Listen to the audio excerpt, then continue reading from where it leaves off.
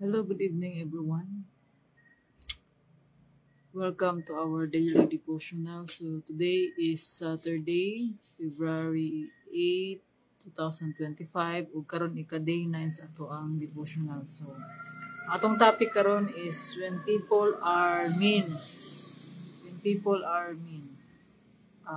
Atong word na sa Proverbs chapter 10 verse 12 nga nag-ingon, hatred stirs up trouble, but love forgives all wrongs. So sa Bisaya pa, makahimog kasam ang pagdumot, apan ang gugma mapasaylo sa tanang kalapasan.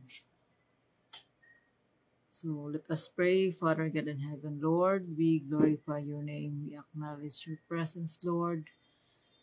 You are our King, our Savior.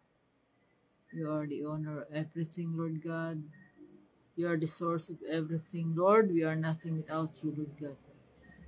Lord, pinagis imong grasya, Lord God, na himong imposible.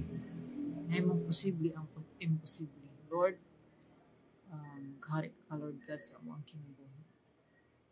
Lord, sa kaninga buluhaton, ang isalig diha kanimo, Lord God, para magdala og kahimayaan sa imong hangganan. Siloa kami, Lord God, sa mga kalapasan. Tanggalan, Lord, ang mga babag nga dili kami makadayeg diha kanimo. Baguwa mong hunahuna, Lord God, aron kami mahimong mahisama kang Kristo. Tabangi kami, Lord God, kaya wala kami mahimong wala ikaw. Salamat, Lord, sa kusog. Salamat, Lord God, sa kaalam. Salamat, Lord, sa imong paggiya ka na mo karong gabiuna. O salamat, Lord God, sa pag-ablis ang mga kasing-kasing. Aron kami makasabot, Lord, sa imong mensahe mo ipadayag din ka na mo. Dalaygon ka, Lord, sa walay katapusan, tanang dungog himaya, o mga pagdaig kanimo lamang sa pangalan ni Jesus. Amen. So, when people are mean, sa maning when people are mean, kaning murag na nagdumot kibali, or it's true sometimes people can be mean, really mean.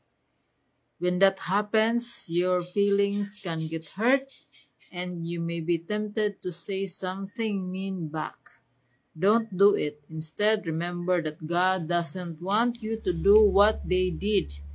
He will take care of other people and their mistakes in His own way. When people are mean or cruel, remember that God wants you to forgive them the way He has forgiven you. So when you hear hurtful words, ask God to help you forgive them. So has someone forgiven you for doing something mean or wrong? How did that make you feel? So when people are mean, so kining nakita mga tao gyud nga mga tao gyud nga kanang wala dili ganahan sa atua, o ay mga tao nga nagdumot sa atua or naikalagot nga baka kung naragot ba sila, or so kung sa kuan pa may sila problema na nila, o ang uban pod gusto pod mo balos kung naa sila giistorya nga sakit, gusto pod nga balosan pod og sakit pod. So dili na siya mao. So ang gitudlo sa Ginoo sa atoa nga to love our enemies. So kaning mga people nga mean kaayo, so mahimo ni nga ato ang mga enemies. So unsa may giingon ni Jesus, sa gitudlo ni Jesus is to love our enemies. So ingon pa diri sa ato ang gibasa, hatred stirs up trouble, but love forgives all wrongs. So kung natay hatred sa ato ang kasing-kasing, natay kalagot, kasuko. So meaning we are slave to that hate. So meaning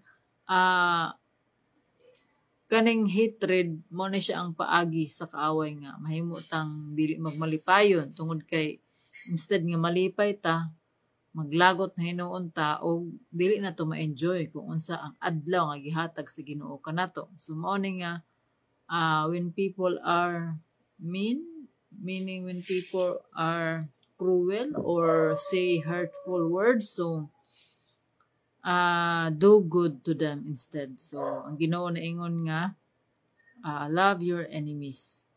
So when we love our enemies, so kung naa na ang Ginoo sa atoa, meaning makahatag ta sa gugma nga gikan kaniya. So ingon ang Ginoo, love your enemies. So we also must forgive those people nga nakapasakit sa atoa. Kaya sumapa nga ang Ginoo nagpasaylo sa atoa, so dapat pud natong pasayloon ang mga nakapasakit kanato. So ato na nang isalig sa Ginoo kung human na ta nangayta og tabang sa Ginoo nga mapasaylo sa mga tawo nga nakapasakit nato. So dili ang ato ang pagbalos kundi ang Ginoo na ang bahala. Nana sa Ginoo ang pagbalos.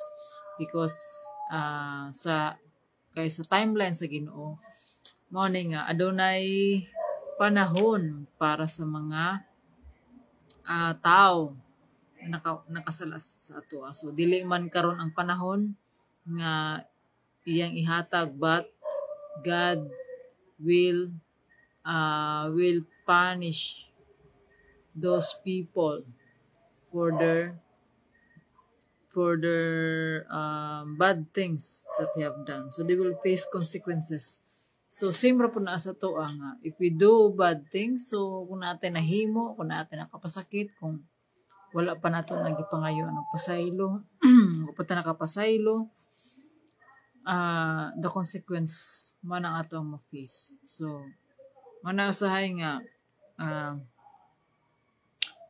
dili na to ang mga tao nga naa sa atong palibot, dili na to makontrol kung sa ilang response, but we can control our response. So when people are mean or cruel, we must give them to God. We must forgive them, and we must ask God that nga pasaluon ko sila sa ilang mga kalapasan. So karong gabi una nagtudlo ang Ginoo kanato nga mahimutang mahigugmaon. Kay tungod kay ang ato ang purpose, if you remember, our purpose is to love God with all our heart, soul, mind, and strength, and to love our neighbor as we love ourselves. So wala diri nagbuot pasabot nga higugmaon lang nato itong atong mga ganahan, itong gusto, kundi tanan tao, apil na tong mga difficult people sa ato ang kinabuhi. We must love them as we love ourselves. So first is if we love ourselves, we discover who we are. We discover who we are by kanabitang discovering who created us. Mao na siya ang to seek God first in our lives. So kung ato ang matun-an makapunan nato kinsa ang Ginoo nga nagbuhat kanato, diha nato ma-appreciate ang iyahang creation, ug diha nato ma-appreciate ang gugma sa Ginoo kanato. Og ingon pa din niya, love forgives all wrongs. So kung kita tinuod nga nahigugma, makakapasaylo gayud ta sa mga kalapasan nga nahimo sa atoa. So ang Ginoo na ang Ginoo gani nakapasaylo kanato nga sige tagbalik-balik og kasala. Kita pa baka dapat nga mapasaylo gayud ta. So our model is Jesus. So God will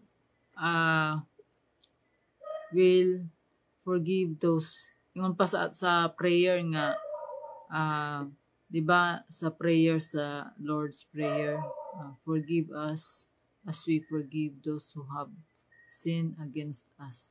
So atong pasayloon kanunay ang mga nakapasakit nga sa atong tao sa atoa. So atong tas-an ang atong pagpasensya sa ato ang mga tao sa ato ang palibot ug makasabota kung unsa ang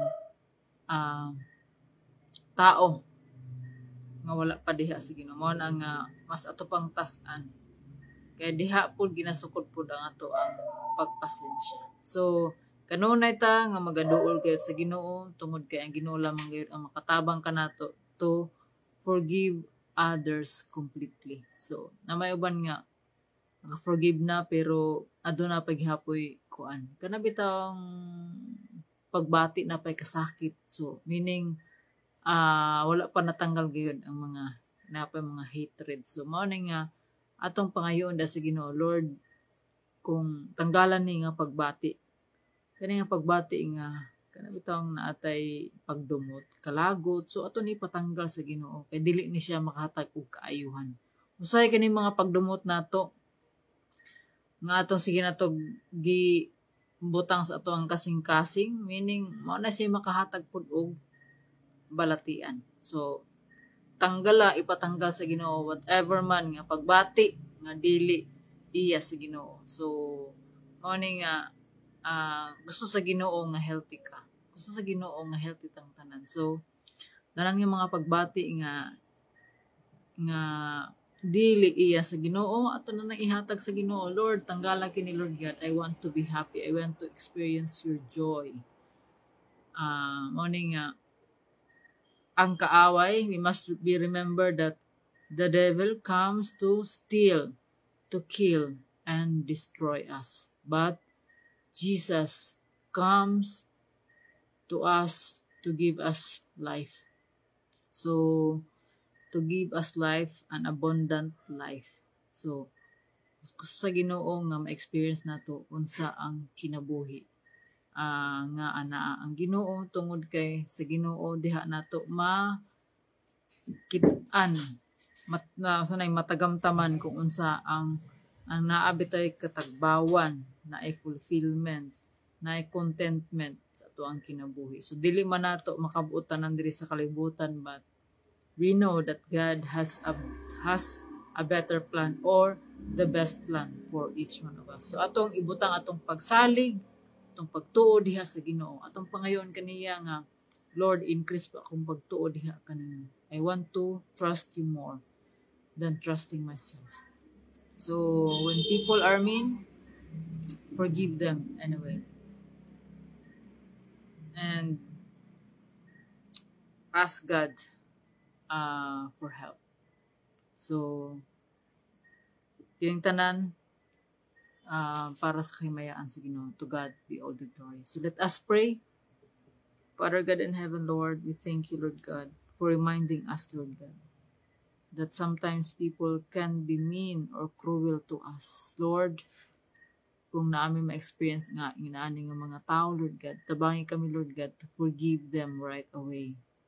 Lord, we are nothing without you, Lord God. Dili na mo kini mahimo, Lord God, without your help. Tabangin kami, Lord God.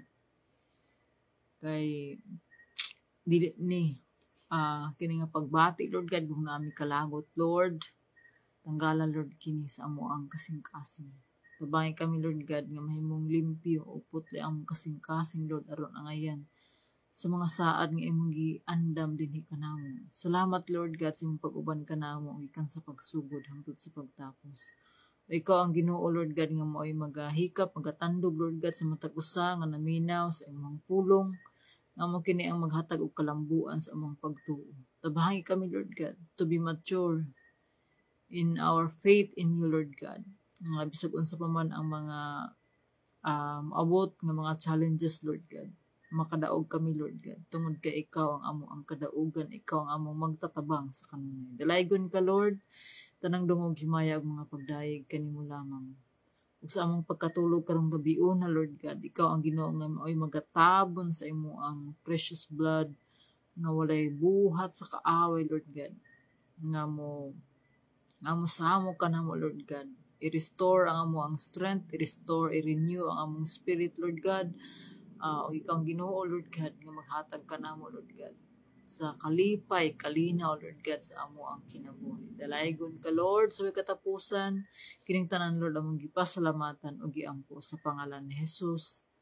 Amen. So, again, may gabi, good night.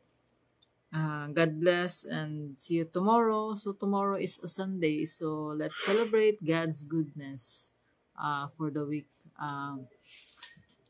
nga ning laban. So, bye-bye!